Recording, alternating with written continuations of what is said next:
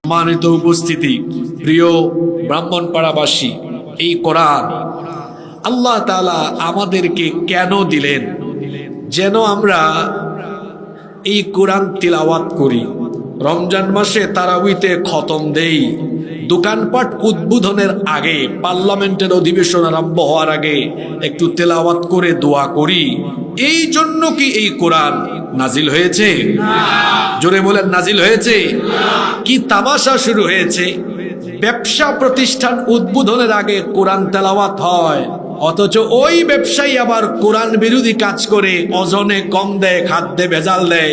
ওজনে কম দেওয়া, খাদ্যে ভেজাল দেওয়া ব্যবসায়ী আবার কোরআন তেলাওয়াত দিয়ে দোকানপাট উদ্বোধন করে। এ যেন কোরআনের সাথে বেয়াদবি আর নিয়মিত তামাশা শুরু করেছে।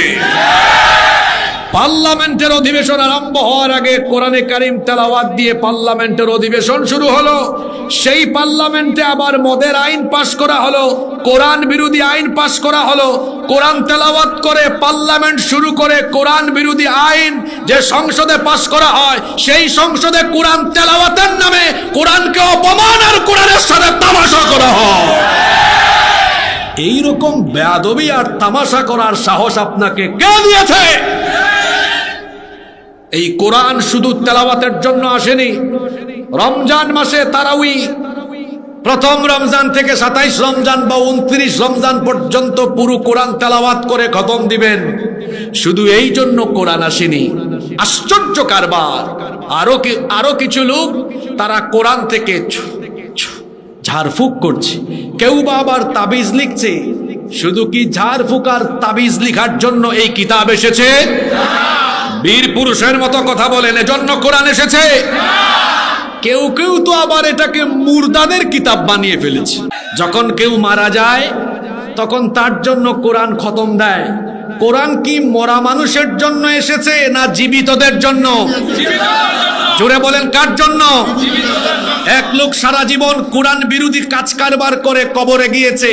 ওই কোরআন বিরোধী লোকটার জন্য যদি ইসরাফিলের সিঙ্গার ফুৎকার পর্যন্ত কোরআনের খতম দেওয়া হয়, এই কোরআনের খতম তার কোনো উপকারে আসবে না। বরং কোরআন এসেছে মরার আগ পর্যন্ত কোরআনের রঙে রঙিন হয়ে কোরআনের পথে জীবন সাজাবার জন্য। আপনি করলেন কি? আপনি এটাকে তেলাওয়াত, ঝাড়ফুঁক আর মরা মানুষের খতমে সীমাবদ্ধ রেখে দিলেন। না না না না না, এটা বড় আশ্চর্য রকমের ভুল আপনি করে বসেছেন। এই কোরআন আল্লাহ তাহলে কেন দিয়েছেন? আল্লাহ কোরআনেই জবাব দিয়েছেন, এই কোরআন আমি দিয়েছি তোমার জীবনকে হেদায়াতের পথে, সত্য পথে, সঠিক পথে, নির্ভুল পথে, জান্নাতি পথে পরিচালনা করবার জন্য। এই কোরআন যিনি নাজিল করেছেন, গলার আওয়াজ বড় করে বলেন, তিনি কে? কোরআন আল্লাহ দিয়েছেন জন্ম থেকে নিয়ে মৃত্যু পর্যন্ত গোটা জীবন কোরআন অনুযায়ী পরিচালনা করার জন্য। এখন আমরা বললাম, আল্লাহ আমরা যে মৃত্যুর আগ পর্যন্ত জীবন কোরআনের মতো করে গঠন করব, আপনি কি আপনার কিতাবের ভেতরে জীবন পরিচালনার যা যা দরকার সব কিছু আপনি দিয়েছেন কিনা? আমার আল্লাহ বললেন, শোনো বান্দা, তোমার জীবন পরিচালনার জন্য যে কিতাব আমি তোমাকে দিলাম, এটি এমন এক কিতাব, রব্বুল আলামিন কোরআনে কারীমের 16 নম্বর সূরা সূরাতুন নাহলের 89 নম্বর আয়াতের শেষাংশে বললেন, ওয়ানাজ্জালনা আলাইকাল কিতাবা তিবয়ানাল লিকুল্লি শাইইন ওয়া হুদান ওয়া রাহমাতান ওয়া বুশরা লিল মুসলিমিন। ও নবী, আপনার কাছে এমন এক কিতাব নাজিল করেছি, যেই কিতাবের ভেতরে আমি সবকিছু সন্নিবেশিত করেছি। তিবিয়ানাল লিকুল্লি শাই, প্রত্যেক জিনিস এই কিতাবের ভেতরে আমি সন্নিবেশিত করেছি। আপনার উম্মতের জীবন পরিচালনার জন্য তাদের যত রকম নীতি দরকার, পরিবার নীতি, সমাজনীতি, অর্থনীতি, রাজনীতি, রাষ্ট্রনীতি, তাদের জীবনের সকল সেক্টর পরিচালনার জন্য যত রকমের নীতি দরকার, সকল নীতির মূল নীতি কোরআনের ভেতরে যিনি ঢুকিয়ে দিয়েছেন, গলার আওয়াজ বড় করে সবাই বলেন তিনি কে? সেই আল্লাহ আবার বলছেন কোরআনে কারীমের 6 নম্বর সূরা সূরাতুল আনআমের 38 নম্বর আয়াতের শেষাংশে বলছেন, মা ফাররাতনা ফিল কিতাবি মিন শাইইন সুম্মা ইলা রাব্বিহিম ইউহশারুন। কোনো কিছু এই কিতাবে আমি বাদ দেই নাই। কোন সমস্যা তোমাদের? তোমাদের যে সমস্যা, সব সমস্যার সমাধান যেই কিতাবের ভেতরে আছে। জোরে বলেন তো সেই কিতাবের নাম কি? সমাধান চাও যদি জীবনে মরণে, ফিরে যাও খুঁজে নাও চোখ রাখো কোরআনে। সমাধান চাও যদি জীবনে মরণে, ফিরে যাও খুঁজে নাও চোখ রাখো কোরআনে। তবেই পাবে সুখ শান্তির ঠিকানা, তবেই পাবে সুখ শান্তির ঠিকানা, যদি মেনে নাও তুমি মনে প্রাণে সমাধান। সমাধান চাও যদি জীবনে মরণে, ফিরে যাও খুঁজে নাও চোখ রাখো কোরআনে। সব সমস্যার সমাধান কোরআনে আছে না নাই? যারা বলে না তাদের কি সন্দেহ আছে নাকি? আছে না নাই? আপনাদের দেশের 5টা সমস্যা, যেই সমস্যা সমাধান হলে আপনাদের দেশ বদলাবে, এই 5টা সমস্যার সমাধানের কথা আজকে কোরআন থেকে বলবো ইনশাআল্লাহ। 5 কথায় ওয়াজ শেষ। কয় কথায়? এটা আপনারা নোট ডাউন করবেন। খতিব সাহেবরা পারলে আগামী কয়েক জুমায় বয়ান করবেন। এই কথাগুলো পাড়ায় পাড়ায়, গ্রামে গ্রামে, ঘরে ঘরে আপনারা পৌঁছে দিবেন। পারবেন তো ইনশাআল্লাহ? কেউ যদি পারেন পুরা বক্তব্য শুনে শুনে একেবারে বই আকারেও লিখে দিবেন, কোনো অসুবিধা। 5টা সমস্যা যেগুলো আপনাদের দেশের মৌলিক সমস্যা, এই সমস্যার সমাধান এই কোরআনে আছে না নাই? ভালো করে শোনেন, মানুষকে যতই ওয়াজ করেন, মানুষের পেটে আগে খাবার দিতে হয়। আপনাদের দেশের 1 নম্বর সমস্যা অর্থনৈতিক সমস্যা। আপনাদের দেশে বেকার লোকদের সংখ্যা কম না বেশি? একটা সমাজে অপরাধ কখন বাড়ে? চুরি, ডাকাতি, ছিনতাই, চুরি, ডাকাতি, ছিনতাই, চাঁদাবাজি, লুটপাট, এগুলো কখন বাড়ে? যখন ছেলেপেলেদের পকেটে পয়সা ঢুকে না। এগুলো কারা করে? বেশিরভাগ ক্ষেত্রে 20 থেকে 35-40 বয়সী মানুষেরা এই অপরাধে যুক্ত হয়। আপনাদের দেশে এই বয়সী লোকেরা বেকার থাকে।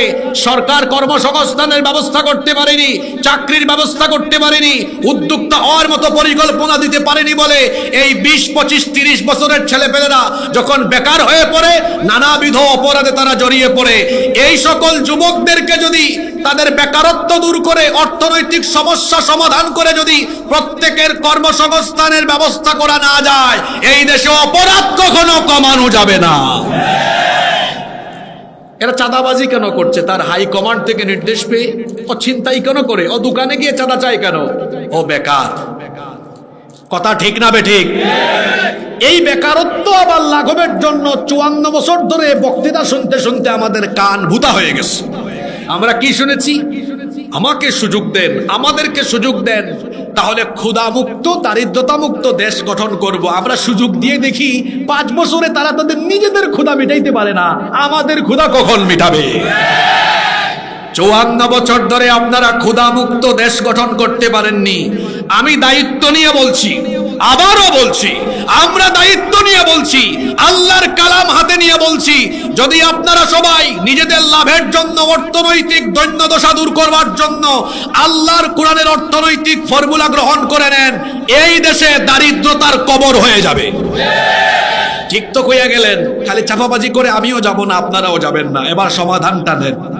আল্লাহ তাআলা একটি সমাজ সভ্যতার অর্থনৈতিক দৈন্যদশা দূর করার জন্য, বেকারত্ব, দারিদ্রতা দূর করার জন্য যাকাতের মতো এক চমৎকার অর্থনৈতিক ফর্মুলা দিয়েছেন। কিন্তু আপনাদের দেশের লোকেরা যেভাবে যাকাত দেয়, 100-র মধ্যে 98 জন লোকের যাকাত দেওয়া হয় না। কারণ তারা যাকাতের নামে শাড়ি লুঙ্গি ক্রয় করে গরিবদের মধ্যে শাড়ি লুঙ্গি বিতরণ করে গরিবের সাথে তামাশা করে, কেউ বা আবার 200-400 টাকা বিতরণ করে করে গরিবদের সাথে তামাশা করছে। ওরা যাকাত ফরজ হওয়ার হিকমা, সিগনিফিকেন্স, তাৎপর্য এখনো বুঝতে পারেনি। আমি 2023 সালে একবার নাটোরের সিংড়ায় গিয়েছিলাম। সিংড়া চেনেন তো আপনারা? তো সিংড়ায় যখন গেলাম, এক ব্যবসায়ীর বাড়িতে আমার রেস্টের ব্যবস্থা করা হলো। দেখলাম এই ব্যবসায়ীর অনেক খাতাপত্র, একটা খাতায় এরকম সাইডে লেখা জাকাতের হিসাব। আমি কিউরিসিটি নিয়ে জানতে চাইলাম, ভাই ওই ডায়েরিতে কি লেখা আছে? কয় হুজুর, আমি যাদেরকে প্রতি বছর জাকাত দেই ওদের তালিকা এখানে করা আছে। আমি বললাম, যাদেরকে আপনি প্রতি বছর জাকাত দেন, ঘুরে ফিরে কি প্রত্যেক বছরই এদেরকে জাকাত দেন? বলল হ্যাঁ। আমি বললাম, আপনি তো যাকে জাকাত দিবেন ওর পরিস্থিতি তো পরবর্তী বছর ওই জায়গায় যাওয়ার কথা, যাতে সে আর জীবনেও জাকাত খাওয়ার জায়গায় না থাকে। আপনি তো জাকাত ফরজ হওয়ার উদ্দেশ্য বুঝতে পারেননি। আপনি যাকে জাকাত দিবেন সে আর পরবর্তীতে জাকাত খাবে না, বরং সে তার অর্থনৈতিক সচ্ছলতা নিয়ে আসবে, দৈন্যদশা দূর হবে। আমরা এই সিস্টেমটা বুঝি না। রব্বুল আলামিন সমাজের বেকারত্ব, দারিদ্রতা, অর্থনৈতিক দৈন্যদশা দূর করার জন্য জাকাতের যে চমৎকার ফর্মুলা দিয়েছেন, সেটা যদি আমরা সেন্ট্রালি, রাষ্ট্রীয়ভাবে কালেকশন করে আবার সেন্ট্রালি ডিস্ট্রিবিউট করতে পারি, তাহলে আপনার দেশে দারিদ্রতার কবর হয়ে যাবে। এজন্য তো রব্বুল আলামিন কোরআনে কারীমের সূরা হজের মধ্যে কি সুন্দর করে বলেছেন শুনেন। কোরআনে কারীমের 22 নম্বর সূরা, সূরাতুল হজের 41 নম্বর আয়াতে আল্লাহ বলছেন, আল্লাযীনা ইম্মাক্কান্নাহুম ফিল আরদি আকামুস সালাতা ওয়া আতামুজ যাকাতা ওয়া আমারু বিল মা'রুফি ওয়া নাহাউ আনিল মুনকার ওয়ালিল্লাহি আকিবাতুল উমুর। আল্লাহ তাআলা বলছেন, আমি যদি মুমিনদেরকে জনপদ পরিচালনার দায়িত্ব দিই, 1 নম্বরে তারা সালাত কায়েম করবে, এরপরে তারা যাকাত আদায় করবে। এখানে নামাজের সাথে কিসের কথা বলা হয়েছে? কোরআনে কারীমের যত জায়গায়, যত আয়াতে আল্লাহ নামাজের কথা বলেছেন, তত জায়গায় আল্লাহ নামাজের সাথে যাকাতের কথা বলেছেন। কেন? নামাজ দিয়ে রুহের খোরাক পাওয়া যায়, নামাজ দিয়ে আত্মা পরিশুদ্ধ হয়, আর যাকাত দিয়ে গোটা সমাজের অর্থনৈতিক সমস্যা দূরীভূত হয়ে গোটা সমাজ অর্থনৈতিকভাবে সমৃদ্ধ হয়। এজন্য আল্লাহ যেখানে সালাত সেখানেই যাকাতের কথা বলেছেন। এবার আমার দিকে তাকান, কিভাবে যাকাত দিলে পরে একটা সমাজের অর্থনৈতিক সমস্যা দূর হয়। সবার কি মনোযোগ আছে? না এই আওয়াজে হবে না, মনোযোগ আছে? আমার দিকে তাকান, এটা নতুন কথাবার্তা শুনতেছেন। এখন যেটা বলবো, মনে করেন এই চান্দলায় এখন এই মুহূর্তে মঞ্চে আমরা যারা বসে আছি, আমরা এখানে যারা আছি, আমাদের যাদের উপর নেশাব পরিমাণ মাল আছে, আমাদের যাদের কাছে যাকাত ফরজ, আমাদের কয়েকজনের কাছ থেকে যাকাতের টাকা এখানে আমরা এক জায়গায় এই টেবিলের উপর জমা করলাম। এর পরিমাণ হলো মনে করেন 2 লক্ষ টাকা। এখন এই 2 লক্ষ টাকা আমরা চাইলে মোট 400 জন মানুষের মধ্যে বিতরণ করতে পারবো, যদি 500 করে দেই। এখন এই 2 লক্ষ টাকা 500 করে জন প্রতি দিলে, 400 জনকে দিলে এই গরিব মানুষগুলা কি ধনী হয়ে যাবে? এক বেলা খাবে, পরের বেলা আবার উপোস থাকবে। কিন্তু আমরা যদি এই 2 লক্ষ টাকা 400 জন মানুষকে না দিয়ে এই এলাকার একজন বিধবা বোনকে একটা সেলাই মেশিন কিনে দিলাম, বোন আপনার পরিবারটা চালান, ওই পরিবার চলার মতো অবস্থা হবে কিনা? আর একজন ভাই, তার পরিবার বড় অসচ্ছল, খাইতে পারে না, চলতে পারে না, এই যে ব্যাটারি চালিত একটা অটোরিকশা তারে কিনে দিলাম।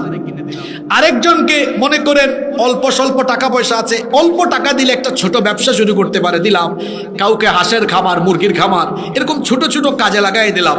এখন বলেন তো 2 লাখ টাকা 400 জনকে দিলে ফায়দা না 3-4 জনকে দিলে ফায়দা? যে 3-4 জনকে দিব ওরা আর আগামী বছর যাকাত খাবে না। এটা তো চান্দলার উদাহরণ। মনোযোগ আছে সবার? এখন যদি আপনারা সবাই মানুষের আইন বাদ দিয়ে কোরআনের আইন মেনে নেন, তাহলে একটা নতুন মন্ত্রণালয় হবে, যেই মিনিস্ট্রির নাম হবে যাকাত মিনিস্ট্রি। সেখানে ইসলামী অর্থনীতিতে বিশেষজ্ঞগণ মন্ত্রণালয় পরিচালনা করবেন। 90% মুসলমানদের সম্পদের হিসাব সরকারের কাছে থাকবে।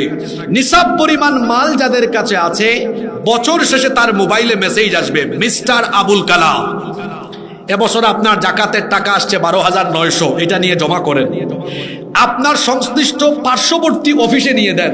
এখন সারা দেশের জাকাতের টাকা জমা হচ্ছে গিয়ে কয় জায়গায়? আরে কথা বলেন, কয় জায়গায়? যখন ব্যাপারটি রাষ্ট্রীয় হয়ে যাবে তখন তো এর পরিমাণ কয়েক হাজার কোটি টাকায় গিয়ে দাঁড়াবে। কিন্তু আমি বোঝানোর জন্য একটা ছোট্ট অ্যামাউন্ট ধরছি। মনে করেন এই 2025-26 অর্থ বছরে সরকারের জাকাত কোষাগারে গিয়ে জমা পড়লো যার পরিমাণ হলো 140,000 কোটি টাকা। টাকাটা কি বেশি? আপনাদের কুমিল্লার মানুষ যে ধনী, কুমিল্লা দিয়ে টাকা ভার হয়ে যাবে। কিন্তু আমি বোঝানোর জন্য বলছি মাত্র 140,000 কোটি টাকা। সরকার এবার কি করলো? চিরনি অভিযান দিল। জেন জি এর ভাইয়েরা এখানে আছে না নাই? তোমাদের পকেটে পয়সা নাই তো, এই জন্য মাঝে মাঝে ওই নেতার পিছে দৌড়াও, 500 আর 1000 টাকা পাওয়ার জন্য তার চামচামি করো। তোমার যৌবন কারো চামচামির জন্য দেওয়া হয় নাই। আমাদের তারুণ্য, যৌবন, রক্ত, ঘাম কোন নেতা নেত্রীর চামচামির জন্য নয়। এই তারুণ্য আর যৌবন দেওয়া হয়েছে আল্লাহর জমিনে, আল্লাহর কোরআনের রাজ কায়েমের জন্য। চামচামি ছাড়বা কেমনে? পকেটে তো পয়সা ঢোকান দরকার। কোরআনের ফর্মুলা শুনো। এবার সরকার কি করলো? 70 লক্ষ যুবকের একটা তালিকা করলো যারা বেকার, যাদের কোনো কাজ কাম নাই, সারা দেশে 64টা ডিস্ট্রিক্ট থেকে। ধাপে ধাপে সরকার এদেরকে ঢাকায় নিয়ে আসলো, এনে প্রত্যেক ছেলের হাতে 2 লাখ টাকা। এই ছেলেরা যারা তরুণ ছাত্র, শোনো ভাইরা, দিল, এই নাও 2 লাখ টাকার চেক।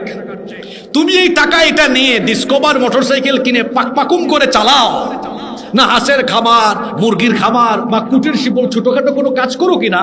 প্রত্যেকটা উপজেলায় আমাদের অডিট অফিসার আসে, তারা এটা মনিটরিং করবে, পর্যবেক্ষণ করবে। তাহলে 70 লক্ষ যুবকের প্রত্যেকের হাতে টাকা দেওয়া হলো কয় লাখ? ক্যালকুলেটর মারেন, 70 লক্ষ গুণ 2 লক্ষ সমান 140,000 কোটি টাকা। এই ফর্মুলা আমার না, ফর্মুলা কার? জোরে বলেন, ফর্মুলা কার? আল্লাহর। আল্লাহর দেওয়া ফর্মুলা মানলে দেখা যাচ্ছে 1 বছরেই আপনার দেশের কত লক্ষ বেকার যুবকের কর্মসংস্থান হচ্ছে? কথা বলে না, কত লক্ষ? আমরা অনেক রাজনৈতিক নেতার কাছ থেকে শুনি কেউ বেকার ভাতা দিবেন, আপনি বেকার বানাইতে চান, আর আমার আল্লাহ চাচ্ছেন মানুষের কর্মসংস্থানের ব্যবস্থা হোক। আল্লাহর দেওয়া ফর্মুলায় দেখা যাচ্ছে 1 বছরেই 70 লক্ষ যুবকের কর্মসংস্থান হচ্ছে। তাহলে বলেন তো, এই ফর্মুলাটা 10 বছর আপনার দেশে কন্টিনিউয়াস চলতে থাকলে 10 বছর পরে এই দেশে একজন গরিব মানুষ খুঁজে পাওয়া যাবে? জোরে বলেন, খুঁজে পাওয়া যাবে? তো 54 বছর ধরে আপনারা মানুষের তৈরি করা আইন সংসদে রেখে রেখে বক্তৃতা করে করে আমাদের সাথে আপনারা প্রতারণা করেছেন। আপনারা বলেছেন ক্ষুধামুক্ত, দারিদ্রতামুক্ত দেশ গঠন করবেন, কিন্তু আমরা দেখেছি ক্ষমতায় গিয়ে আপনারা আঙ্গুল ফুলে কলা গাছ হয়ে আমাদের সম্পদ লুটপাট করে বিদেশে পাড়ি জমিয়েছেন। আপনারা আমাদের সাথে প্রতারণা ছাড়া কিছুই করতে পারেননি। আপনারা ক্ষুধামুক্ত, দারিদ্রতামুক্ত বাংলাদেশ গঠন করতে পারেননি। আমরা চ্যালেঞ্জ করে বলছি, আমাদেরকে দায়িত্ব দিয়ে দেখেন, আল্লাহর দেওয়া কোরআনের ফর্মুলা দিয়ে 10 বছরে বাংলাদেশের অর্থনৈতিক অবস্থাকে বদলে দেওয়া হবে। এটা কি চাপাবাজি করলাম নাকি? যারা শুনে নাই এরা ইউটিউব থেকে আবার ব্যাকে গিয়ে কথাগুলো শুনবে, যে কথাগুলো কি বলছে, কি ফর্মুলা দিয়ে গেল। আমার ভাইরা বেকার, চাকরি নাই, পকেটে পয়সা নাই, বেকার হয়ে পড়ে আছে। 32 বছর 35 বছর বিয়ে করতে পারে না, বেকার। এই বেকারত্ব দূর হবে কেমনে? শুনে রাখুন কুমিল্লার মানুষেরা, কুমিল্লার মুসলমানেরা, যদি অর্থনৈতিক দৈন্যদশা দূর করে একটি স্বনির্ভর, সচ্ছল, সমৃদ্ধ বাংলাদেশ গঠন করতে চান, মানুষের তৈরি করা আইনকে লাথি দিয়ে, বঙ্গোপসাগরে ফেলে দিয়ে আল্লাহর কোরআনের আইনকে গ্রহণ করে নিতে হবে। আপনারা রাজি আছেন না নাই? তাহলে আপনাদের দেশের কোন সমস্যাটা জরুরি? কথা বলতেছেন না। বেকারত্ব, অর্থনৈতিক সমস্যা আছে আপনাদের দেশে। এই সমস্যা দূর করার অর্থনৈতিক ফর্মুলা কোরআনে আছে না নাই? জোরে বলেন, আছে না নাই? 2, কথা কিন্তু শেষ হয়ে যাচ্ছে, বলছি না আজকে মোনাজাত হবে, কারণ 3 দিনের মাহফিল, একটু আবেগ ঘন মোনাজাত হবে, ওয়াজ শর্ট হবে, কিন্তু কম কথায় বরকত বেশি থাকে যদি বুঝতে পারেন। 2, আপনাদের দেশের আরেকটা মারাত্মক সমস্যা আছে, সেটা হলো এই দেশের ন্যায় বিচারের সমস্যা আছে। এই দেশে ক্ষমতা আর টাকা আছে যার, আইন না না না না, আইনের কোনো বালাই নাই তার। যার টাকা আছে, ক্ষমতা আছে, আইন তার পায়ের নিচে থাকে। যার টাকা নাই, ক্ষমতা নাই, তার আইনের কিছুই নাই। একবার আমার পাসপোর্টে ভুল হয়েছিল, এই পাসপোর্টটা কারেকশনে পাঠাইয়া প্রথমবার আমার কাছে পয়সা দাবি করেছে। আমি বলছি 1 টাকাও দিব না। ঘুষ দেওয়াও অন্যায়, নেওয়াও। ওই ডিজি পাসপোর্ট অফিসের প্রধান যে, ওরে কি বলে জানি, ডিজি তো বলে না, আর কি জানি বলে, ওর সাথে আমি তর্ক করলাম। বললাম আমি তো হুজুর মানুষ, এটা আমি করব না। পরবর্তীতে এটা ঠিক হয়ে আসছে, লম্বা একটা সময় লাগছে। আপনাদের অনেকের আইডি কার্ডের সমস্যা হয় না? কয় চক্কর যাওয়া লাগে? জোরে বলেন। হ্যাঁ, আমার বাবা ফায়ার হয়ে গেছেন, দেখছেন? তার মানে উনি কষ্ট পাইছে। বসেন, শোনেন, কয় চক্কর যাওয়া লাগে? আর মামু জোরে বলেন। আর ক্ষেত্র বিশেষে দেখা যায় কয়েক ঘন্টায় হয়ে যায়। আপনাদের দেশের আইন কি সমান? জোরে বলেন, আইন কি সমান? তাহলে যারা বলে আইন সবার জন্য সমান, এটা একটা মারাত্মক প্রতারণা। 16 দিন হয়ে গেল আমার ভাই শহীদ শরীফ উসমান হাদি, তার পরিবার এখনো ন্যায় বিচার পায়নি। আমরা সরকারের কাছে জানতে চাই, কেন আমার ভাই এখনো ন্যায় বিচার পেল না? কেন তার খুনিদেরকে এখনো ধরা গেল না? জাতি তার পরিষ্কার উত্তর জানতে চায়। স্বরাষ্ট্র উপদেষ্টা, আইন উপদেষ্টার কাছে এই জাতির লোকদের প্রশ্ন, কেন এখনো তাদেরকে গ্রেফতার করা হলো না? তাহলে কি উপরে উপরে মশারি ফেলাইয়া, মশারি উপর থেকে ফেলে যেমন মশারির তলার লোককে মশা থেকে বাঁচানো হয়, আপনারাও কি এইরকম উপর থেকে মশারি ফেলাইয়া অপরাধীদেরকে বাঁচাতে চাচ্ছেন নাকি? এটা আমাদের আজকে প্রশ্ন। অপরাধী কোথায় গেল? কেন তাকে ধরা হলো না? আমার ভাই শরীফ উসমান মরে গিয়েও অমর, বেঁচে আছে, এখনো বেঁচে আছে। মরে গিয়েও এখনো বেঁচে আছে। কোথায়? আমাদের হৃদয়ে বেঁচে আছে। ঠিক না বে ঠিক? আর যারা আল্লাহর পথে জীবন দেয়, তারা কি কখনো মরে? আল্লাহর পথে যারা জীবন দিল, তাদেরকে মৃত বলো না। কোরআনের পথে যারা শহীদ হলো, তাদেরকে মৃত বলো না। ন্যায়ের পথে যারা জীবন দিল, তাদেরকে মৃত বলো না।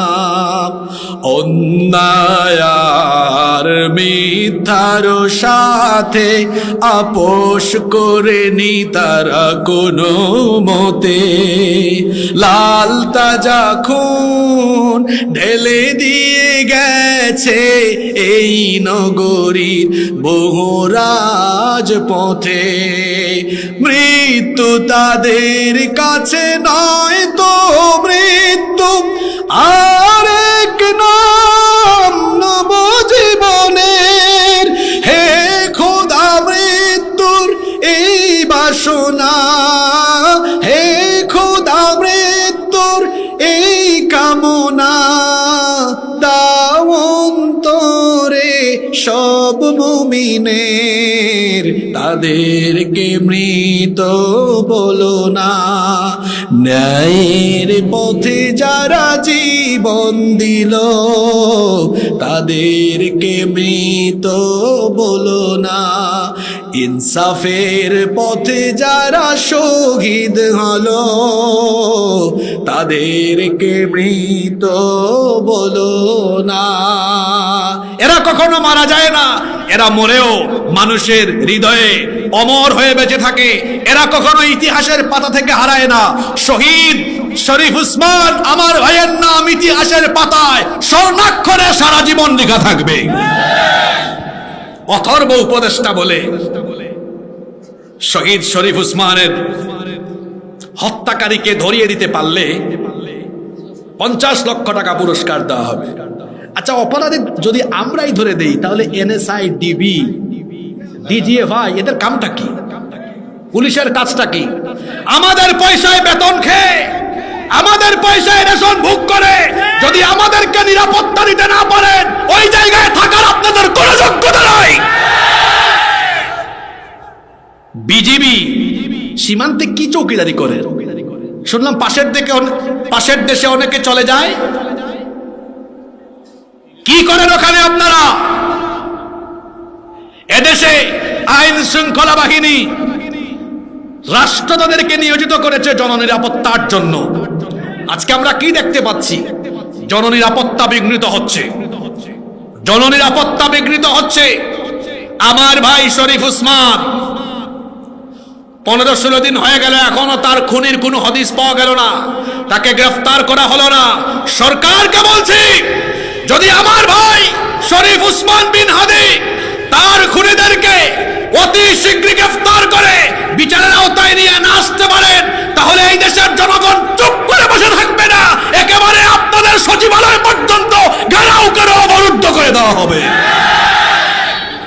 আর ইন্ডিয়ান যত লেসপেন্সার, ভারতীয় সেবাদাস, ভারতের 5 যত গুলামেরা, তারা যদি মনে করে যে উসমানের মতো বিপ্লবী কণ্ঠস্বরগুলোকে তারা থামিয়ে দিবে, এই দেশে তাদের এজেন্ডা আবার পুনঃবাস্তবায়নের প্রচেষ্টা তারা চালাবে, তো আমরা বলবো ভাই, তোমাদের এই স্বপ্ন দেখতে দেখতে স্বপ্ন দুষ হয়ে তোমাদের স্বপ্ন দুঃস্বপ্নে পরিণত হয়ে যাবে।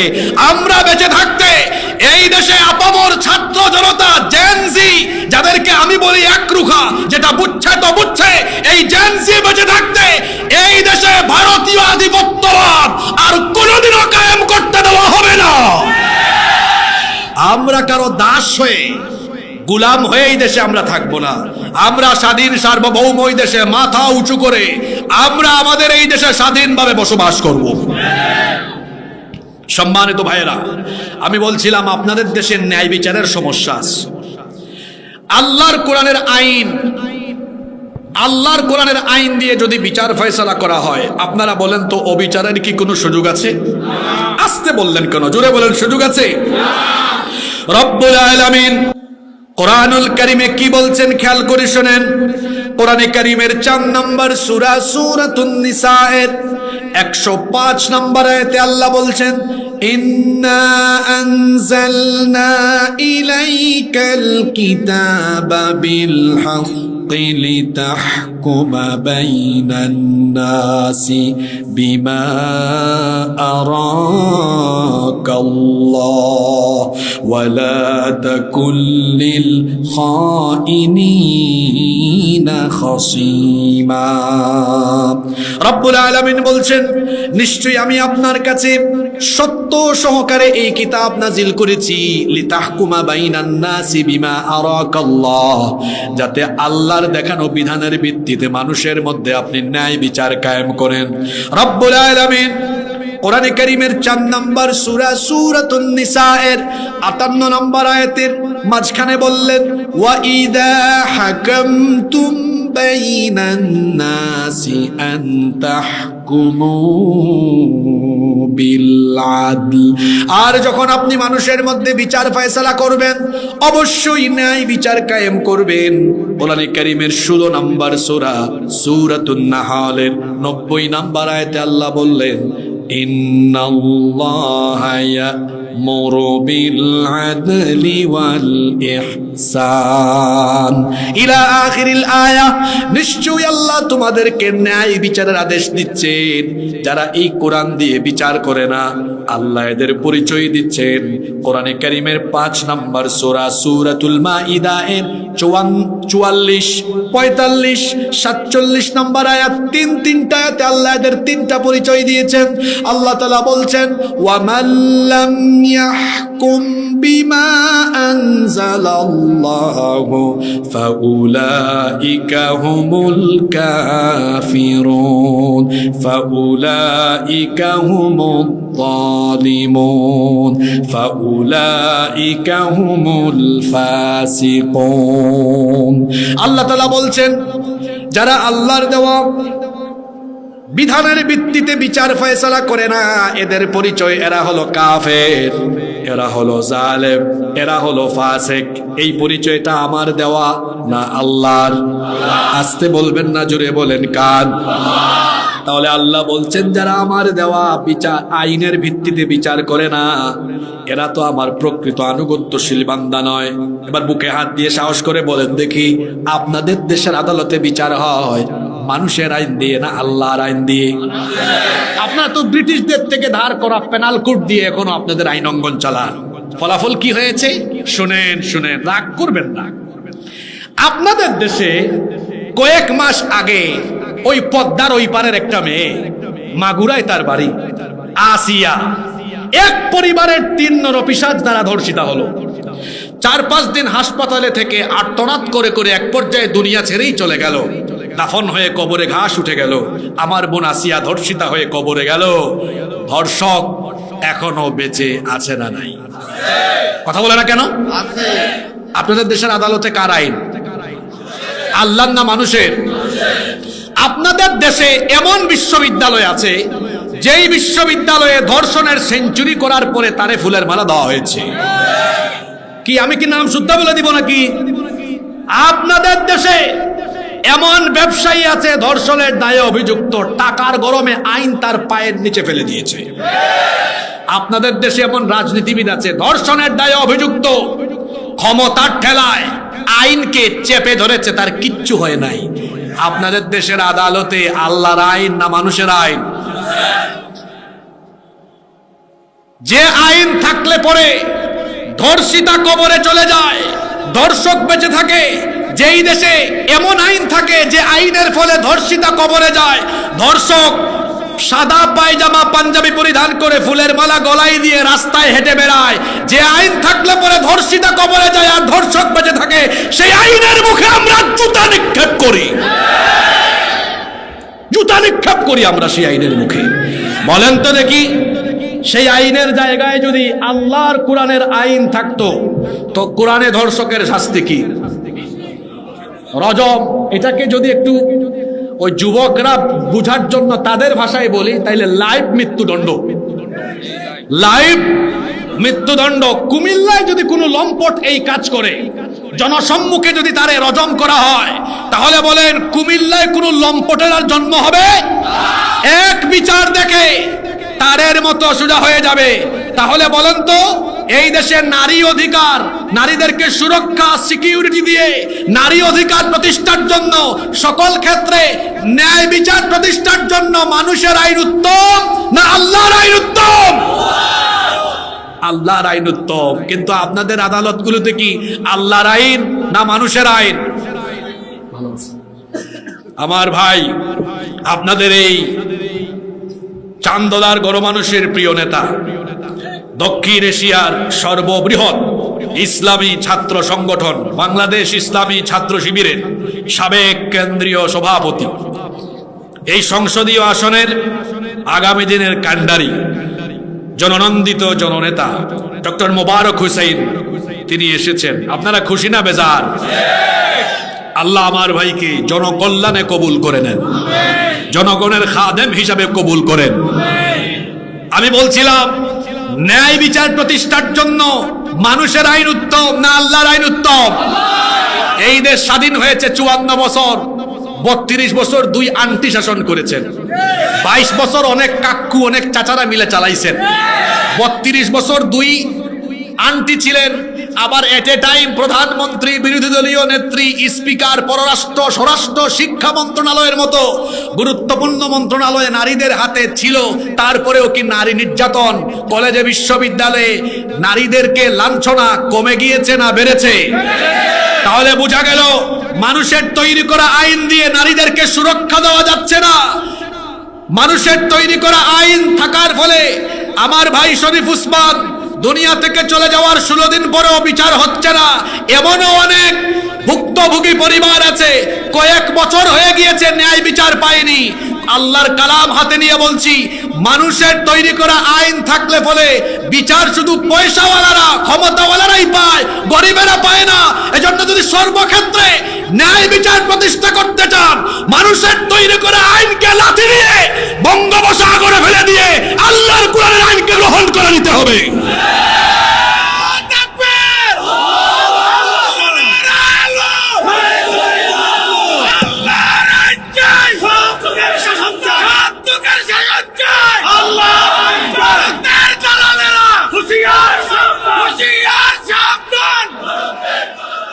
আমাকে গত পরশুদিন নরসিংদীতে ওই যে সালাউদ্দিন আইয়ুবী বাড়ি এলাকায় উনিও ছিলেন, আমাকে বলে হুজুর জাহান্নাম নিয়ে ওয়াজ করেন। আমি বললাম আমার সমাজ জাহান্নাম হয়ে যাচ্ছে, এই জাহান্নাম থেকে মানুষকে আগে উদ্ধার করা দরকার। এই যে আপনাদের দেশের 5টা সমস্যা নিয়ে কথা বলছি, এক কি বলেছি? দারিদ্রতা, অর্থনৈতিক দৈন্যদশা দূর করার জন্য কার আইন দরকার? আগেই আজকে টাকা পয়সার ওয়াজ করলাম কেন জানেন? এই যে কবির ভাইরা এত বড় প্যান্ডেল করেছেন, রহমতুল্লাহ ভাইরা মিলে যে মাহফিলটা করেন, এখানে তো পয়সা লাগে, পয়সা ছাড়া কিছুই হয় না। কেন টাকার কথা আগে বললাম? আহারে 18, 20, 22, 24, 26 বছরের ছেলেদেরকে দেখি কিভাবে তাদের তারুণ্য আর যৌবন অনেকে কিনে নিয়ে তাদেরকে ইউজ করছে। আমার যুবক ভাইদেরকে আমি জিজ্ঞেস করতে চাই, আমাদের শরীরে যে শক্তি সামর্থ্য, আমাদের যৌবন আর তারুণ্যের শক্তি দিয়েছেন কে? আজ আমাদের এই তারুণ্য আর যৌবনের শক্তি অনেকে তাদের নিজেদের স্বার্থে ব্যবহার করতে চায়। দেখা যায় আমাদের পকেটে 500-1000 টাকা ঢুকায় দিয়া, আমাদেরকে পদ পদবীর লোভ দেখায়া, তারপরে সামনে পিছনে মোটরসাইকেল শুডাউন করাইয়া আমাদেরকে চামচার মতো ব্যবহার করতে চায়। যুবক ভাইদেরকে বলছি, you have to personality, be a prestigious person, ব্যক্তিত্ববান হন। এই যৌবন আর তারুণ্য কোনো নেতা নেত্রীর চামচামি করার জন্য দেওয়া হয় নাই। এই যে আমার শরীর থেকে ঘাম বেরোচ্ছে, আমাকে কেউ আব্বা ডাকলেও তার সামনে পিছনে ঘুরাইতে পারবে না, কারণ আমাদের শরীরের প্রতি ফোঁটা রক্ত, ঘাম মূল্যবান। এই তরুণ বয়সের ঘাম, রক্ত, শক্তি, সামর্থ্য কোন নেতা নেত্রীর চামচামি করে আমরা উৎসর্গ করব না, বরং আমরা আমাদের তারুণ্য, যৌবন, রক্ত, ঘাম, জীবন কোরআনের মিছিলে গিয়ে আল্লাহর জমিনে আল্লাহর দ্বীন প্রতিষ্ঠায় উৎসর্গ করে বিলীন করে দিব। কোরআন আছে যেদিকে আমরা আছি, কোরআন নাই যেদিকে আমরা নাই। যুবক ভাইদেরকে আল্লাহ কথাগুলো বুঝার তৌফিক দান করেন। আমরা কোরআনের মিছিলে শামিল হব। আতরের সাথে থাকলে আতরের গন্ধ, বিড়ির সাথে থাকলে বিড়ির গন্ধ। এক লোক আতরের দোকানে ঢুকেছে কিন্তু আতর কিনে নাই, 10 মিনিট ছিল আতরের দোকানে, 10 মিনিট থাকার ফলে তার শরীরে আতরের গন্ধ হবে কি হবে না? আরেক লোক বিড়ি খায় না কিন্তু চান্দলা বাজারে এক বিড়ি ঘুট তার সাথে কুলাকুলি করছে, কাম সারছে, তার সাথে বিড়ির গন্ধ হয়ে যাবে। ও আমার ভাইয়েরা, আতরের সাথে থাকলে যেমন আতরের গ্রাম, তেমনি উলামা মাশায়েখ, কোরআনওয়ালা, দিনদার, নেককার লোকদের সাথে থাকলে তাদের সুগন্ধে, তাদের চারিত্রিক মাধুর্যের আসর আপনার উপরেও এসে পড়বে। আর সন্ত্রাসী, চাঁদাবাজি, চোর, ডাকাত, টেন্ডারবাজ এদের সাথে থাকলে ধীরে ধীরে আপনারও খারাপ হয়ে যাওয়ার সম্ভাবনা আছে। হয় আলেম হন, নইলে আলেমের ছাত্র হন, নইলে আলেমদের সাথী হন। 54 বছর যে আলেমদেরকে আমরা দেখেছি শুধু মসজিদের মিম্বরে আর মাদ্রাসার দর্শে, আমার এই দেশকে বাঁচানোর জন্য, দুর্নীতিগ্রস্ত এই দেশকে সুন্দরভাবে সমৃদ্ধ করে স্বচ্ছতা, জবাবদিহিতার ভিত্তিতে সাজাবার জন্য সেই উলামা মাশায়েখ আজকে ঐক্যবদ্ধ হয়ে এক কাতারে নেমে এসেছেন। আমরা সেই আলেমদের সাথে আছি না নাই? যুবকদেরকে বলবো, বেঈমান বেনামাজি বেদিনদের সঙ্গ ছেড়ে দিয়ে উলামা মাশায়েখদেরকে সাথে নিয়ে আমরা একটি আলোকিত কোরআনের ইসলামের বাংলাদেশ গঠন করব ইনশাআল্লাহ। আল্লাহ আমাদেরকে ভালো মানুষের সাথী বানান। 3 নাম্বার, আপনাদের দেশের 3 নাম্বার সমস্যা হলো সমতার সমস্যা। এখানে সাম্যের কথা সবাই বলে, কিন্তু সাম্য নাই। সাম্য যে নাই আপনাকে আমি বুঝাই। আপনি সরকারি অফিসে যাবেন, বিভিন্ন দফতরে যাবেন, গিয়ে দেখবেন ওখানে কিছু লোক লাইনে না ধরে এক কাম সারি ফেলে, আর কিছু লোক সারাদিন দাঁড়ায় আছে। বলেন, কথা বলেন, আছে না নাই? এটা কি সাম্য হইল? এমনকি আপনাদের দেশের মসজিদেও দেখা যায় 1:30টার সময় নেতা এসে সবার ঘাট ডিঙিয়ে সামনে যায়। আল্লাহ রসুল একবার বক্তৃতা করছেন, এক লোক মসজিদের শেষে এসে মানুষের ঘাট ডিঙিয়ে সামনে আসতেছে। আল্লাহর নবী বললেন, যেখানে আছো ওখানেই থাকো, সামনে আগাবা না। ঘাট ডিঙিয়ে সামনে আসা এটা বেয়াদবি। ওই যে একটু আগে বললাম, আপনার পাসপোর্টের সমস্যা, নাম বদলাইতে হলে সময় লাগে 6 মাস, আর কারো 1 ঘন্টায় হয়ে যায়। তাহলে সমতা আছে নাকি? সমতা আছে? সমতা নাই। আমরা তো এই 56,000 বর্গ মাইল শাসন করে সমতা নিশ্চিত করতে পারলাম না।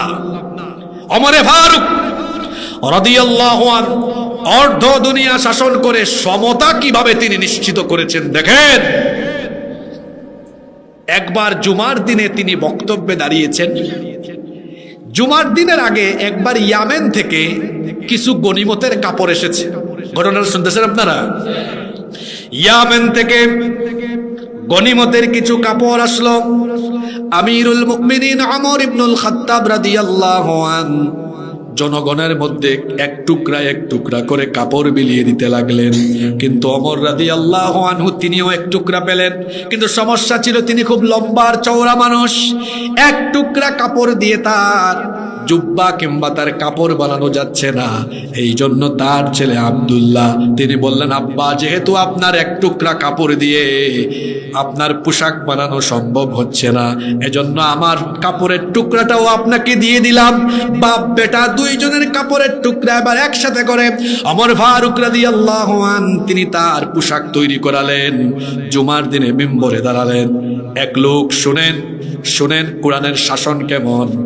এক লোক দাঁড়িয়ে বলল, আমিরুল মুমিনিন, আজকে জুমার দিনে আপনার জুমার বক্তৃতা, জুমার খুতবা আমি শুনবো না ততক্ষণ। আপনার গায়ে, আপনার শরীরে 2 টুকরা পোশাক আসলো কেমনে, এটার জবাব দিবেন না আপনি যতক্ষণ। আমাদের দেশের মেম্বারকে আপনি এরকম কথা বলতে পারবেন? বলবেন, বেটা থাপড়ায় তোর গাল ফাটায় দিব একদম। আর ওখানে প্রেসিডেন্ট, কোন প্রেসিডেন্ট? অর্ধ দুনিয়া শাসন করা প্রেসিডেন্ট। আল্লাহু আকবার। সাহাবীরা তার দিকে তাকিয়ে আছেন। ওমর ফারুক রাদিয়াল্লাহু আনহু বলেন, অবশ্যই ভাই, আমি তোমার প্রশ্নের জবাব দিব। এই প্রশ্নের উত্তর আমি না, আমার ছেলে দিবে। ওমর ফারুক রাদিয়াল্লাহু আনহুর ছেলে দাঁড়িয়ে বললেন, আমার আব্বার গায়ে 2 টুকরা যে পোশাক, ওইটা আমার 1 টুকরা, আমার আব্বার 1 টুকরা। রাগ করেন নাই, সমতা নিশ্চিত করেছেন। কোরআনের শাসন যেখানে থাকে সেখানে সমতা থাকে। আর যারা আইনের শাসন প্রতিষ্ঠা করবে, মানুষের জন্য সমতা প্রতিষ্ঠা করবে, মানুষের তৈরি করা আইন দিয়ে যারা বলে আইনকে তার নিজেদের স্বার্থে ওরা ব্যবহার করে, ওরা কখনোই সমতা নিশ্চিত করতে পারে না। কোরআনের শাসন যেখানে থাকে শাসকগণ অন্যরকম থাকে। একবার ওমর ফারুক রাদিয়াল্লাহু আনহুর সাথে দেখা করতে এসেছে রোম সাম্রাজ্যের একজন প্রতিনিধি বা অ্যাম্বাসেডর। শুনতেছেন আপনারা? মদিনায় এসে বলল, তোমাদের রাষ্ট্রপ্রধান কোথায়? সাহাবীরা বললেন, তিনি একটু মদিনার বাইরে গিয়েছেন। এই লোক মদিনার বাইরে গিয়ে খোঁজাখুঁজি করতে করতে দেখে অর্ধ দুনিয়ার প্রেসিডেন্ট, যার নাম শুনলেই অনেক শাসকরা থরথর করে কাঁপে, সেই ওমর রাদিয়াল্লাহু আনহু গাছতলায়, গাছের নিচে কোনো বিছানাপাতিও নাই, মরুভূমির বালিতে হাত মাথার নিচে দিয়ে বালির মধ্যে শুয়ে আছেন, কোনো সিকিউরিটি নাই, কোনো এসএসএফ স্পেশাল সিকিউরিটি ফোর্স নাই, আশেপাশে কেউ নাই, শুয়ে আছেন। রোম থেকে আসা ওই প্রতিনিধি বা অ্যাম্বাসেডর মনে করলো আশ্চর্য, যে ওমরের নাম শুনলে আমাদের রোম সাম্রাজ্যের শাসক সুদ্ধা কাঁপে, অর্ধ দুনিয়া যার কথায় উঠে আর বসে। আমি তো ভাবছিলাম সেই ওমরের কাছাকাছি যাইতে হলে কত স্তরের যে নিরাপত্তা, এটা ভেদ করে যাওয়া লাগবে। আয়সা দেখে আশেপাশে কোনো সিকিউরিটির ব্যবস্থা নাই, এমনকি কোনো দামি চেয়ারও নাই, কিচ্ছু নাই, দামি বিছানাও নাই। শুয়ে আছেন কিসের উপরে? কথা বলেন না কেন? মাথার নিচে কি? জোরে বলেন। এসে বলল, কি ব্যাপার, আপনি অর্ধ দুনিয়ার শাসক, আপনার সিকিউরিটি নাই, কিচ্ছু নাই, এখানে বালুর উপর শুয়ে আছেন, আপনার কোনো সমস্যা হবে না? তিনি বললেন, আমি তো জনগণের শাসক না, জনগণের সেবা করি, তো আমি যাদের সেবা করি তাদের কিসের ভয়? তারা আমাকে আঘাত করবে না। এই ঘটনা থেকে শিক্ষা নেন, যারা জনগণের প্রকৃত সেবা করে তারা কখনো জনগণ থেকে দূরে থাকে না, জনগণের কাছাকাছি থাকে। আপনি যখন মানুষের কাছাকাছি থাকতে ভয় পাবেন, বোঝা যাবে ভিতরে ঘাপলাস, ভিতরে কি আছে? সমস্যা আছে। আমার দেশের তরুণ সমাজ, আমার দেশের তারুণ্য, জেনজি এবং নেক্সট আলফা জেনারেশন, তারা একটি সুন্দর আলোকিত নিরাপদ বাংলাদেশ পেতে চায়। আর এই নিরাপদ, সুরক্ষিত, সাম্যের, ইনসাফের বাংলাদেশ পেতে হলে মানুষের তৈরি করা আইন নয়। জোরে বলেন, কার আইন দরকার? কোরআন ছাড়া সমতা নিশ্চিত করা যাবে? জোরে বলেন, নিশ্চিত করা যাবে? নাম্বার 4, আপনাদের দেশের 4 নাম্বার আরেকটা সমস্যা আছে, সেটা হলো এখানে সকল মানুষের অধিকার পরিপূর্ণভাবে প্রতিষ্ঠিত নয়। নারী তার অধিকার পাচ্ছে না, শ্রমিক তার অধিকার পাচ্ছে না, বিধর্মীরা এমনকি অমুসলিমরা তাদের যথাযথ অধিকার পাচ্ছে না। আল্লাহর কোরআনের শাসন যেখানে থাকে, সকল মানুষের অধিকার সেখানে সুরক্ষিত, সংরক্ষিত থাকে। এমনকি বিধর্মীরাও আল্লাহর হুকুমাতের ভিতরে থাকলে তারাও নিরাপদ থাকে, সুরক্ষিত থাকে। কারণ রব্বুল আলামিন কোরআনে কারীমের 60 নম্বর সূরা সূরাতুল মুমতাহিনার 8 নম্বর আয়াতে বললেন, লা ইয়ানহাকুমুল্লাহু আনিল লাযীনা লাম ইউকাতিলুকুম ফিদ الدين ولم يخرجوكم من دياركم أن تبروهم وتقسطوا إليهم إن الله يحب المقسطين। আল্লাহ তাআলা বলছেন, দিনের ব্যাপারে যারা তোমাদের সাথে যুদ্ধে জড়ায়নি এবং যারা তোমাদেরকে ঘর বাড়ি থেকে বিতাড়িত করেনি, সেই সকল অমুসলিমদেরকে তোমরা কষ্ট দিও না, তাদের উপর জুলুম করো না, তাদের উপরে কোনো ধরনের অবিচার করো না। আল্লাহ তাআলা বললেন, খবরদার অমুসলিমদের উপরে জুলুম করো না, অবিচার করো না। আবার অন্য আয়াতে আল্লাহ বলেছেন, অমুসলিমদের উপাস্যকে, দেবতাকে গালি দিও না। যদি তুমি তাদের দেবতাকে গালি দাও, অজ্ঞতাবশত তারাও তোমার রবকে গালি দিয়ে দিবে। এমনকি আল্লাহর নবী যখন কোথাও কোনো সামরিক বাহিনী পাঠাতেন, আল্লাহর নবী সেই বাহিনীকে বলে দিতেন, নারীদেরকে আঘাত করবে না, শিশুদেরকে আঘাত করবে না, ধর্মীয় পণ্ডিত যারা আছে তাদের উপর হামলা করবে না, বার্ধক্য বয়সে যারা আছে তাদেরকেও হামলা করবে না, এবং ধর্মীয় কোনো উপাসনালয়ে জ্বালাবে না, পুরাবে না, হামলা করবে না। এইভাবে করে ইসলাম আমাদেরকে শৃঙ্খলা শিখিয়েছে, সাম্য শিখিয়েছে। ইসলাম আমাদেরকে অমুসলিমদের অধিকার প্রতিষ্ঠার দীক্ষা দিয়েছে। সুতরাং যেই দিন ইসলাম এবং যেই কিতাব কোরআন আমাদেরকে এত সুন্দর সম্প্রীতির শিক্ষা দিয়েছে, মানুষের অধিকার প্রতিষ্ঠার দীক্ষা দিয়েছে, সেই ইসলামের অথবা ইসলামের হুকুমতের ভিতরে থাকা প্রত্যেকটা অমুসলিম মুসলমানদের কাছে নিরাপদে থাকবে। মাঝে মাঝে পাশের দেশ থেকে আমার দেশের অমুসলিমদেরকে উস্কানি দেওয়া হয়, বলা হয় যেই রকম করে বাংলাদেশে মৌলবাদ আর জঙ্গিবাদের উত্থান হচ্ছে, আসলে বাংলাদেশে কোনো জঙ্গিবাদ আছে? কোন জঙ্গিবাদ আছে? সন্ত্রাস আর জঙ্গিবাদের সাথে ইসলামের কোনো সম্পর্ক? আমাদের পাশের দেশ থেকে এরা আমাদেরকে মাঝে মাঝে জঙ্গি বলে, অথচ এই গুজরাটের কুখ্যাত কুশাই নরেন্দ্র মোদী, সে হচ্ছে কুখ্যাত সন্ত্রাসী এবং জঙ্গি। তার প্রত্যক্ষ মদদে আমাদের শত বছরের ঐতিহ্য বাবরি মসজিদ দখল করে রাম মন্দির নির্মাণ করে পৃথিবীর 200 কোটি মুসলমানদের কলিজায় আগুন ধরিয়ে দিয়েছে। এরা আমাদেরকে সম্প্রীতির সবক দেয়। আয়নায় নিজেদের চেহারা দেখো। আমাদের দেশে আমরা কি কোনো অমুসলিমদের উপাসনালয় পুড়িয়ে দেই, ঘরবাড়ি জ্বালাই, তাদের সম্পদ লুণ্ঠন করি? আগামী দিনে করবেন নাকি? এই শিক্ষা কি ইসলাম আমাদেরকে দেয়? আমাদের অমুসলিম ভাই বোনদেরকে আমরা বলছি, আপনারা কারো উস্কানিতে প্রতারিত হবেন না। মায়ের কোলে শিশু যেমন নিরাপদ, ঠিক তেমনি ইসলামী হুকুমতের ভেতরে থাকা মুসলমানদের কাছে অমুসলিমরাও তেমন নিরাপদ।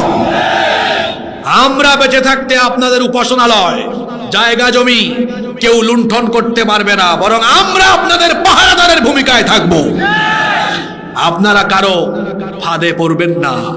এই দেশে কোরআনের আইন থাকলে অমুসলিমরা নিরাপদে থাকবে, নারীরা তাদের অধিকার পাবে, শিশু, কিশোর, তরুণ, ছাত্র, যুবক, বেকার, শ্রমিক, প্রত্যেকটা ব্যক্তি তার পরিপূর্ণ অধিকার পাবে।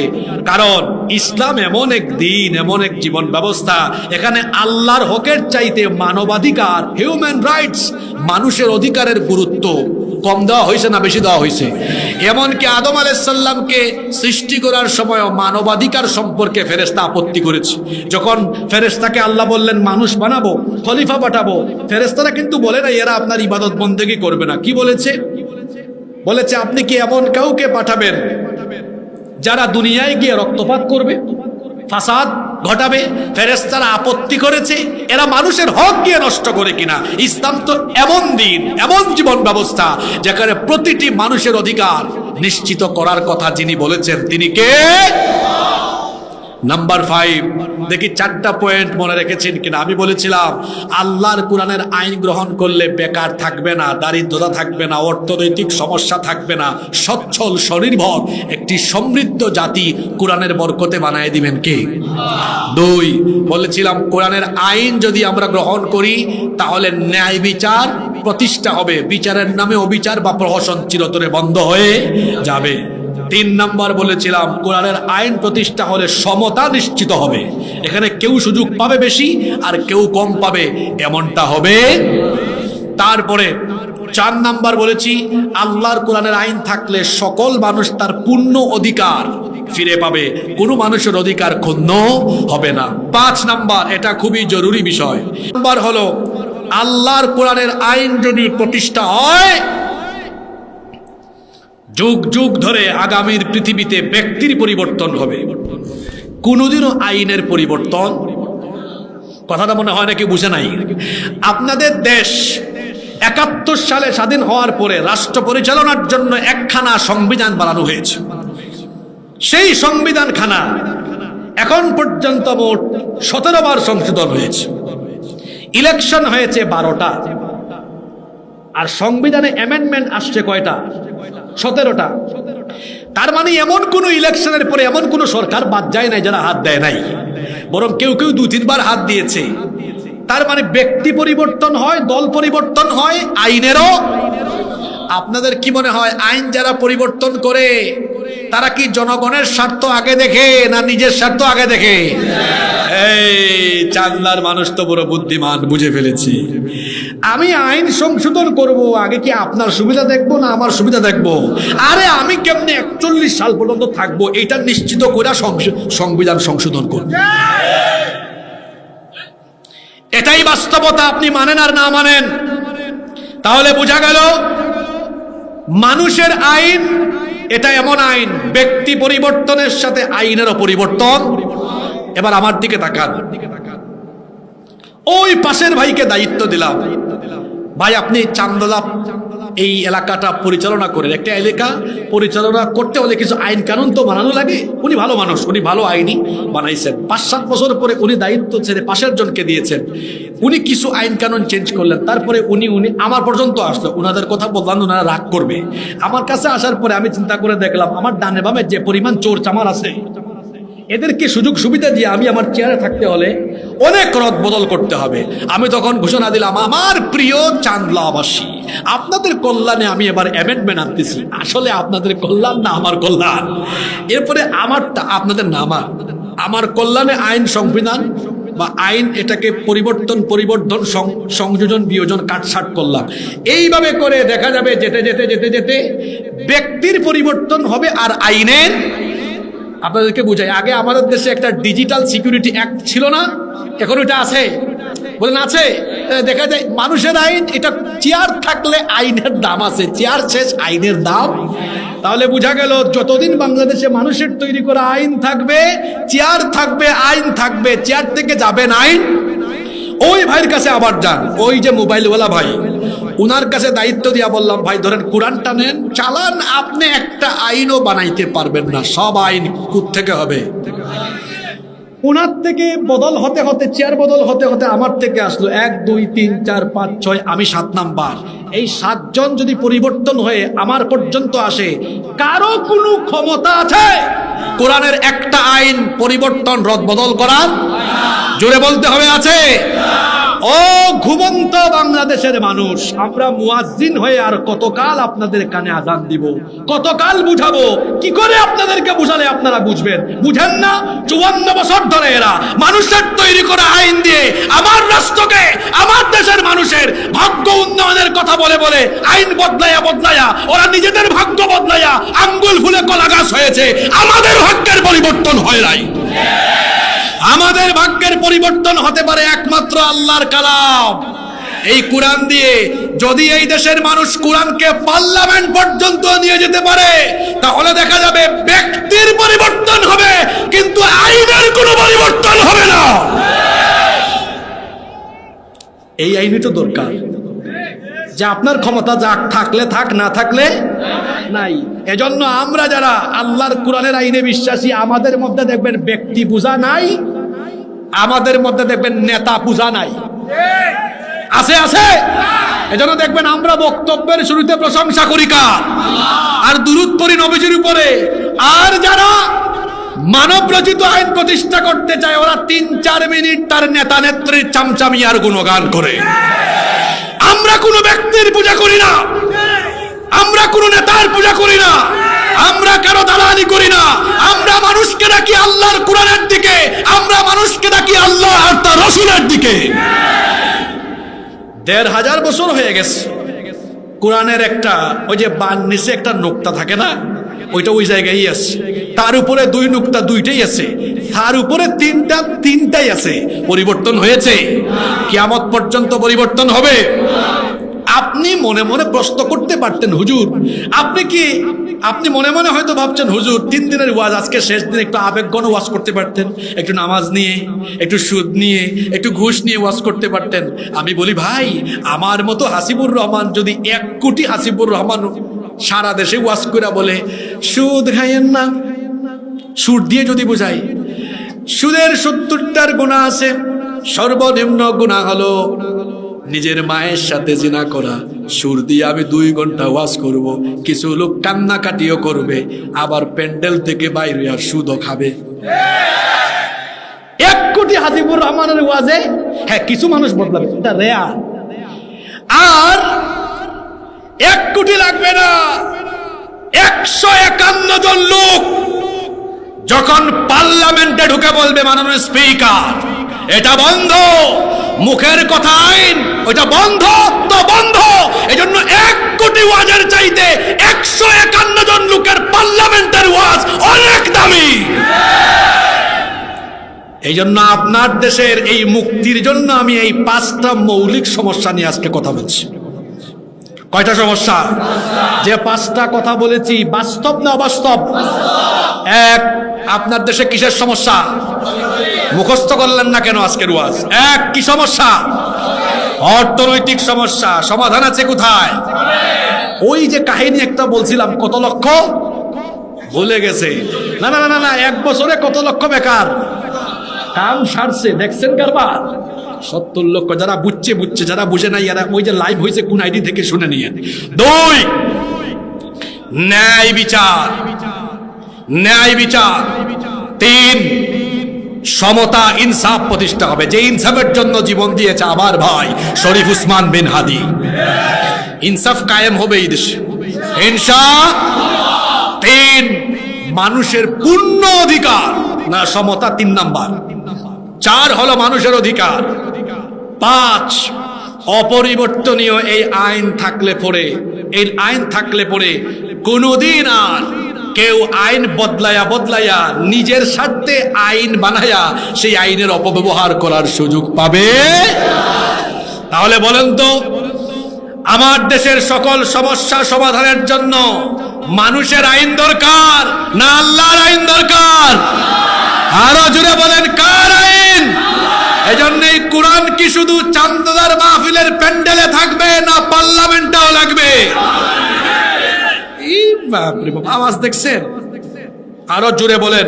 আমার বাড়ি সিলেটে, আমরা হযরত শাহজালাল রহমতুল্লাহ আলাইহির রুহানি সন্তান। দুর্বলতা নিজেদের মধ্যে রাখি না, দুর্বলতা পছন্দ করি না, এজন্য দুর্বল মুসলমান দেখতেও পারি না। আমাদের ভাগ্যের উন্নয়নের জন্য কার আইন দরকার? আরো জোরে বলেন, কার আইন? সব তো দেখে ফেলছি আমরা, এবার আল্লাহর আইন লাগবে। আল্লাহর আইন ছাড়া আমাদের কোনো মুক্তি। আমরা 2025 সালের চান্দোলার মাহফিলে এই প্রতিজ্ঞা নিয়েই বাড়ি যাচ্ছি, আমরা আল্লাহর আইনকে এই দেশে প্রতিষ্ঠার জন্য আমরা জান মাল বাজি রেখে ঐক্যবদ্ধ হয়ে কাজ করব ইনশাআল্লাহ। কারা কারা রাজি আছেন দুহাত তুলে আল্লাহকে দেখান।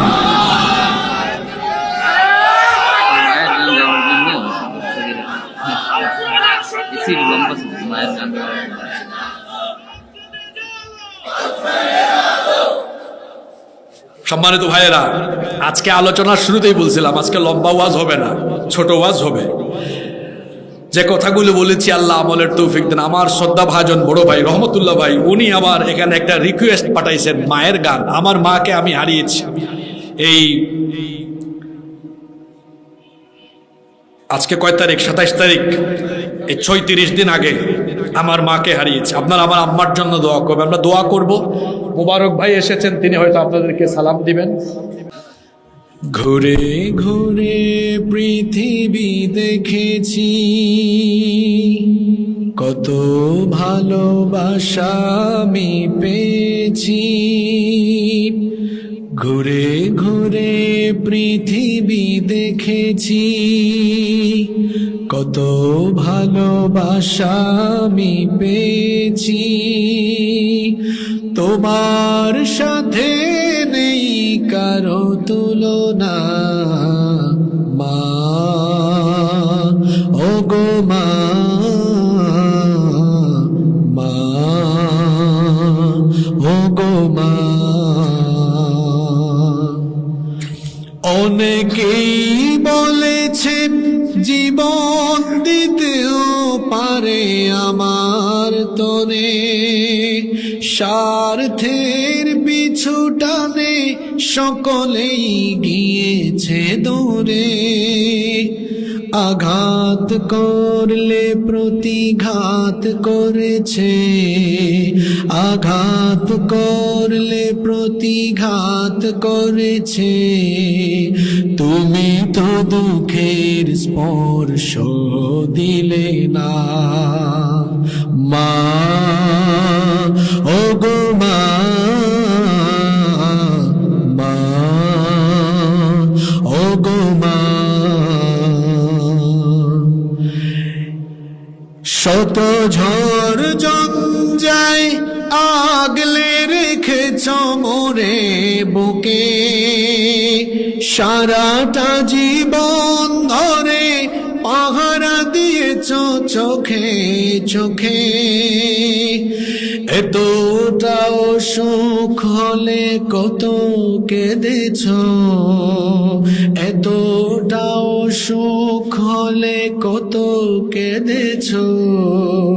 কত বেলা পেট ভরে খাও নিঘানা। মা ও গো মা, মা ও গো মা, এ জীবন বিলিয়েও হবে না দুধের দাম শোধ। তোমাকে আঘাত করে যারা পশু, যারা নির্বোধ, এ জীবন বিলিয়েও হবে না দুধের দাম শোধ। তোমাকে আঘাত করে যারা পশু, যারা নির্বোধ, তোমার পায়ের নিচে জানি জান্নাত, তোমার পায়ের নিচে জানি জান্নাত। তুমি তো জীবনের সব সাধনা। মা ও গো মা, মা ও গো মা, মা ও গো মা, মা ও গো মা।